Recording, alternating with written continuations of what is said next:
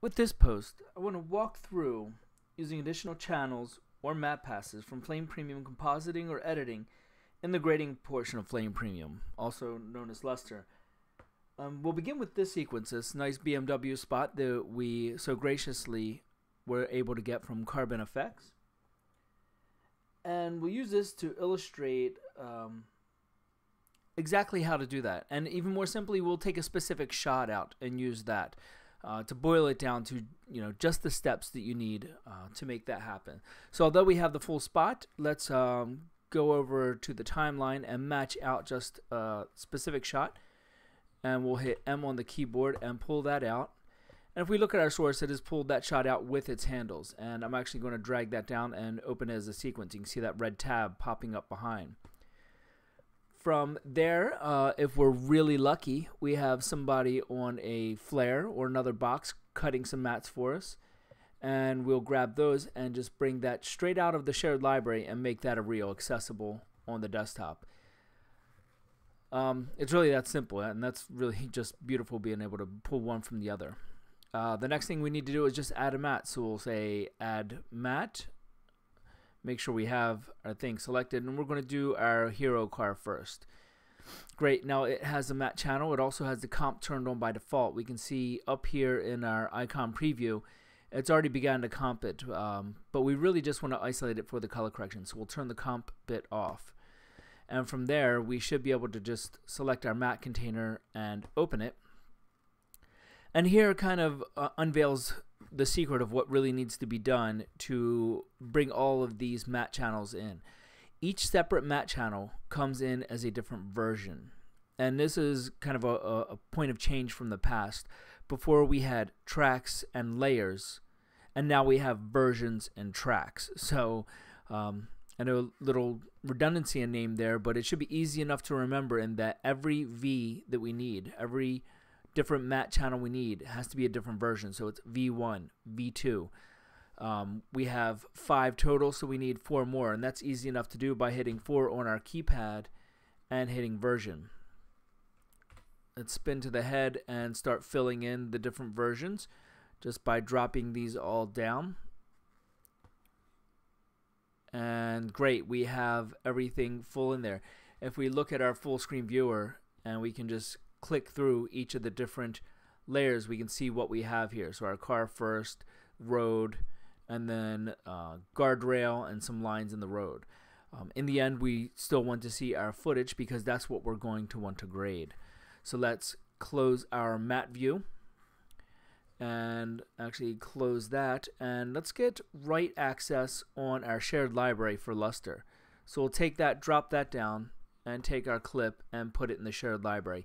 This is just going to make it that much easier to access when we go over into grading. Let's actually rename it so we know what we're looking for. This is going to be shot to grade. Not terribly original or exciting, but it's very clear as to what we're going to do with it. Great. From here, we will jump out of the compositing and editing side and jump over into grading. Okay, so here we are in grading. We make sure the project is selected, which it's the last project we were in, so it comes up. We will hit start, and it launches quite quickly. We want to go to editing, browse, and we want to turn down and find our clip. We go into our Lustre shared library, and there's our shot to grade. So we will grab that and put that down in our timeline. We see the left side populate with all of our different versions, all of our matte clips as well as our footage. And we can see down on the tile that this clip has a purple rectangle on the bottom, and that notes that it has a matte container.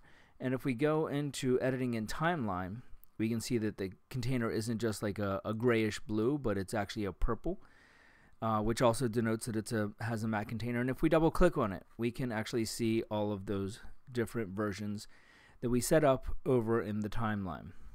We will up arrow to get out of there, and we will go over into our color and grading and look at our image.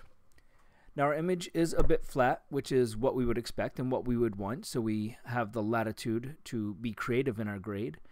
And the first thing I'm going to do is in our input channel is just kind of create some basic contrast to make it look a little bit better, really to kind of start to get going in our grading. So make it a little bit brighter. It's got a decent bit of contrast to it. And now we can get into the secondaries and start getting creative. And first we have to enable a secondary, and then we can go into our secondaries menu. And if we go down here to matte and click on that, here again we can see all of our different versions that we set up for ourselves. So we're going to grab one of those, and you have to enable a channel to see it. And if we go into matte, we can see it there, and if we turn that channel off, you see it goes white. So we have to enable a channel for it to recognize the matte. And if we go back to our output, M being for matte and O being for output, so we recognize what we're looking at, and look at our grading and start coloring, say, the road, we can see that we're getting much more than we would want. We're eating into our guardrail. We are overlapping our car. We are coloring the lines in the road. And what we really want to do is be able to isolate these different elements. So to do that, we can make use of multiple secondaries. So we will add in secondary 2 and choose our car channel. And again, let's double check that. Actually, we'll leave it on matte. And the key to making use of multiple mattes and using them in a logic ops kind of way, subtracting some together, adding others together, is this link button. So if we tap link once, you can see it has 2 circles overlapping, and that's inclusive. This is where the 2 mattes overlap. Touch it again, and now it's adding them together. Once more, and now we've subtracted the car out. And now we're kind of getting on our way to maybe just isolating the road, in which case we can just keep adding up the different secondaries. Our guardrail, let's link it a couple times till it cuts out for what we need. We want to go into this channel and enable it. We have our outside of the road lines, and hit link a few times on that to get what we need, where it's knocking them out. And the channels will cascade one into the next, even beyond the columns. So if we hit number 5, we can turn that on, and we'll go to our last channel, enable a channel there, link a couple times, and have it knocked out. Now if we go back to our output into grading and just start bumping the contrast, we can see that we've really narrowed it down to just the road. So we can go into our lows and maybe knock the lift down a little bit. Maybe we want to go into the master and cool the road down a little bit, try and get it to, you know, sink back away from our car, gamma down the whole thing, up the contrast just a bit. Great, and the road's looking pretty cool here, but now we can see certain other things having to pop out, and that's where all of the different mattes really come in handy for, again, like manicuring the shot, making it look good, tweaking each piece, making it shine. So of course the hero car is what we would want to go after next. So we'll enable another secondary, go in here, grab the car channel, enable, double check that we have our car, it's exactly what we have, and get into the grading. And maybe that's a little bit of contrast, gamma parts of that down. Maybe, okay, we're in our master, actually let's put it on the highs. Maybe we want to warm that up because it's picking up the sun from back here and off the mountain. Maybe our lows, we want to cool those down to, you know, make the shadows recede a little bit. Maybe our shadows will take some of the saturation out. Again, we can really kind of get into tweaking this. But by adding some of that warmth in, we've also kind of made our headlights a little bit yellow. So now here we can kind of get out of just using the matte channels we brought and using some of the other power tools that are available to us in here.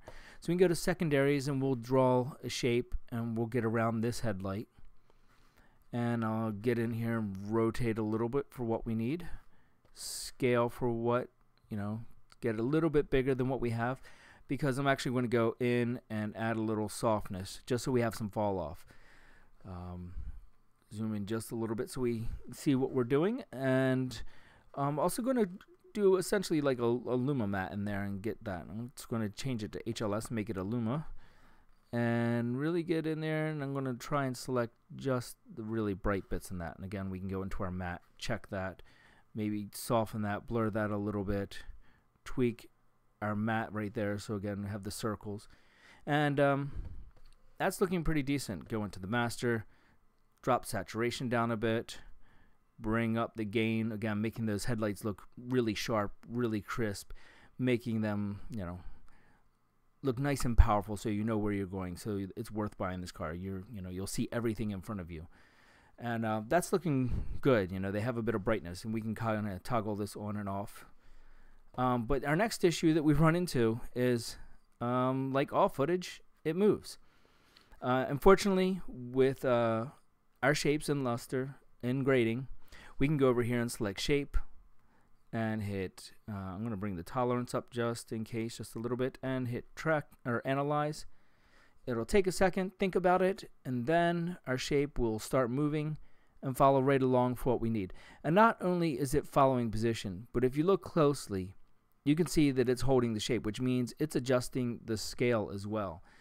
And there you saw the grade come right back. So if we go back over here to grading, we can kind of turn that on and off and see the difference. You know, that's clean and stark. We roll it back. If we look at our secondaries, we can see that shape following right along. So there's so many opportunities to make use of hard work that you've done in batch and your timeline, over in Flame Premium, as well as many of the power tools available to you in Lustre, to manicure that shot, to make it look its best, to tweak all the bits so that no stone is left untouched, and really make your clients happy with crafting a beautiful image. The tips that really helped me in the end, again, were getting into the secondaries, knowing how to lay out those different matte channels, enabling them, and beyond that, using the power tools that are in here. I mean, they're just really invaluable. And hopefully this will help you guys. Thanks.